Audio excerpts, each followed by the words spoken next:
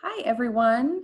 It is Mental Health Monday, and school is out for our kids. And so, a lot of you, including myself, might be thinking, now what?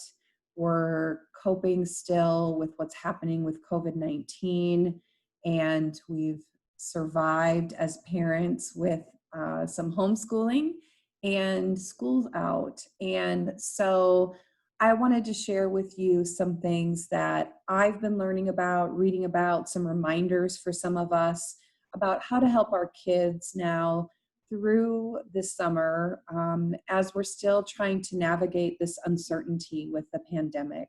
So, one of the things that's really important for our kids is that they have structure.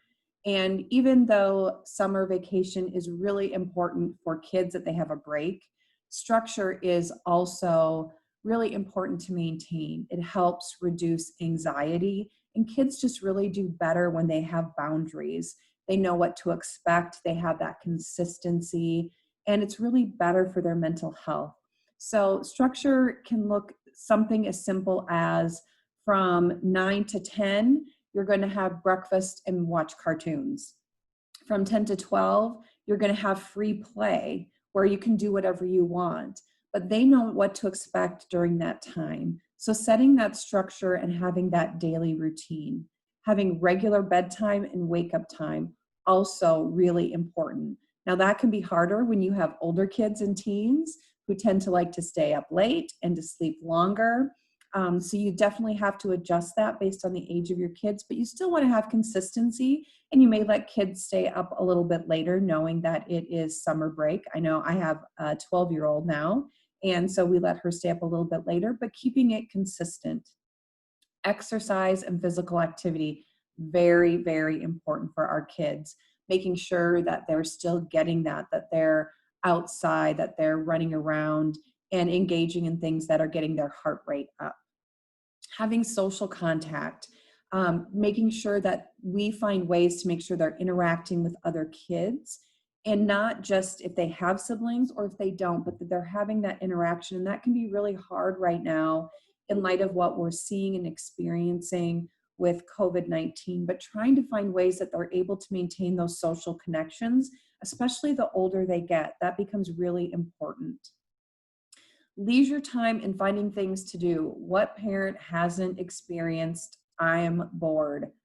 I've already heard it a million times from my daughter, and that is something that becomes increasingly more frequent as the summer goes on. So one thing that you can do, and something that I like to do at the beginning of the summer, you can get a jar and have kids brainstorm all the different things that they might be able to do throughout the summer they want to do. Realistic, of course. So it could be things like make a bird feeder, play Yahtzee, play tag, whatever the different activities might be. Just have them brainstorm one afternoon, put them all in a jar. And so when they're bored or can't think of something to do, go and pull out an activity from that jar. That can be a really fun thing to do. One of the other things that's really important to continue to do is to monitor and to help reduce their anxiety during this time. Of course, whatever's age appropriate for your child.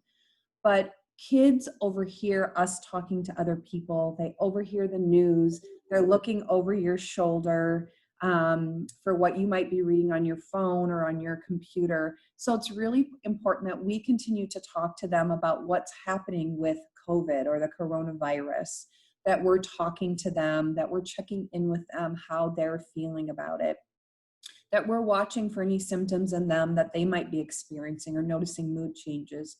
With older kids, monitoring for substance abuse or depression. We also just want to, I think have some patience and tolerance, noticing, we might notice in ourselves that we might be a little bit more irritable, maybe with our partners or our spouses, or in work situations. There might be more sibling fights happening in your house.